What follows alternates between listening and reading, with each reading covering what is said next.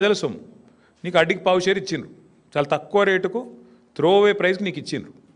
ఇస్తే నువ్వు దాంట్లో పరిశ్రమ నడపాలా, ఉపాధి కల్పించాలా.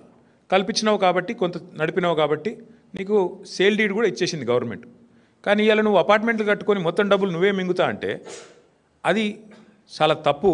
ఎందుకంటే అక్కడ ప్రైవేట్ రంగంలో ప్రైవేట్గా కొనుక్కుంటే అక్కడ 50 కోట్లు ఉంటుంది ఎకరం నాచారంలో.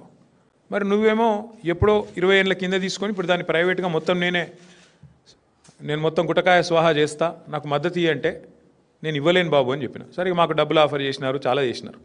అట్లా కాదు సార్, మీకు ఇంత ఇస్తాం అంత ఇస్తాం, nothing doing, we will not do this, we will not entertain this అని చెప్పి మేము ఆ రోజు ఎక్కడా కూడా ఇట్లాంటి కన్వర్షన్లకు మేము తావు ఇవ్వలేదు. కానీ ఇవాళ ఎంత పెద్ద భూకుంభకోణం అంటే ఇవాళ రేవంత్ రెడ్డి ప్రభుత్వం తెరలేపింది. సామాన్యమైన భూకుంభకోణం కాదు, 1 కాదు 2 కాదు.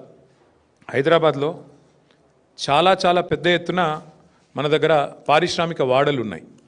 ఉదాహరణకి హైదరాబాద్ నడిబొడ్డున అజామాబాద్ ఇండస్ట్రియల్ ఏరియా ఉంటుంది, పక్కనే బాలానగర్, కుకట్పల్లి, జీడిమెట్ల, నాచారం, మల్లాపూర్, ఇంకా చాలా ఉన్నాయి చుట్టూ పారిశ్రామిక వాడలు హైదరాబాద్లో ఓఆర్ఆర్ లోపల బోలెడు ఉన్నాయి. ఎక్కడ కూడా ఇవాళ మార్కెట్లో మీరు చూసినట్టయితే అక్కడ ఎకరం 40-50 కోట్లకు తక్కువ ఎక్కడ ఉండదు. గజాల లెక్కనే ఉంది, ఎకరం లెక్క కూడా లేదు. గజాల చొప్పున 2 లక్షలు, 1-1.5 గజానికి ఈ స్థాయిలోనే ఉంటుంది.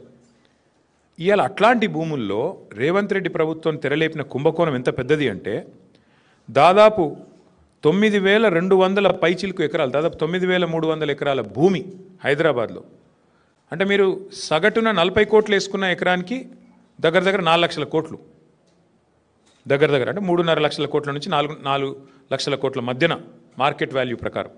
లేదు 50 కోట్లు వేసుకున్నారనుకో సగటున, దగ్గర 5 లక్షల కోట్ల విలువ చేసే ఆస్తిని అందులో మరి ఇవాళ ఆయన అనుయాయులకు, ఆయన వందిమాగదులకు, ఆయన బామ్మర్దులకు, ఆయన తమ్ముళ్లకు, ఆయన చుట్టూ ఉండే బ్రోకర్లకు ఇవాళ ఒప్పందాలు కుదిరించి ఒక అతిపెద్ద భూకుంభకోణానికి రేవంత్ రెడ్డి ప్రభుత్వం మొన్న జరిగిన కేబినెట్ సమావేశంలో తెరలేపింది.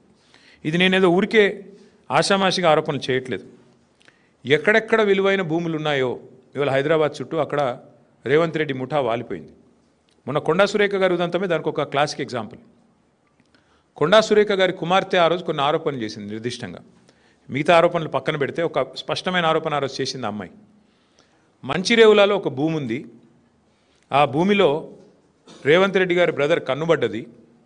అందుకే ముఖ్యమంత్రి గారు జపాన్లో ఉంటే కూడా మేము అక్కడ ఆ భూమి కాడికి పోయేందుకు ఎండోమెంట్స్ రోడ్డు పర్మిషన్ ఇస్తే, ఎండోమెంట్స్ వాళ్ళు ఉన్న భూమిలోకి వెళ్ళి రోడ్డు పర్మిషన్ ఇస్తే ముఖ్యమంత్రి గారు జపాన్లో ఉండి కూడా ఆ ఫైల్ తెప్పించుకొని ఆపేసిండు.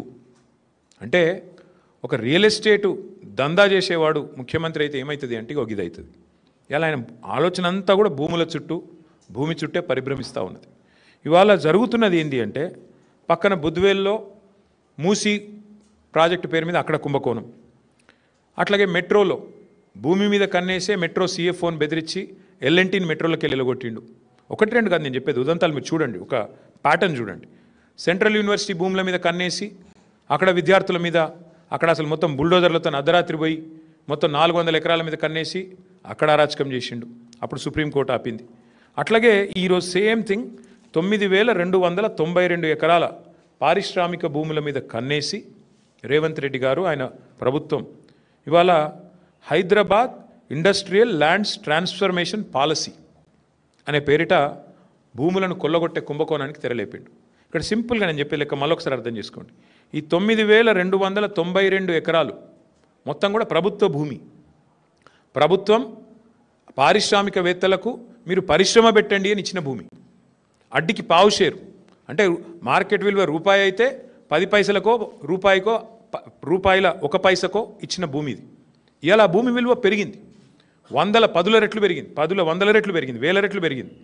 పెరిగిన ఆ భూమి విలువను, పెరిగిన ఆ భూములను ఇవాళ ATMగా దాన్ని పేటీఎంగా మార్చుకునే ప్రయత్నమే రేవంత్ రెడ్డి గారు చేస్తూ ఉన్నారు.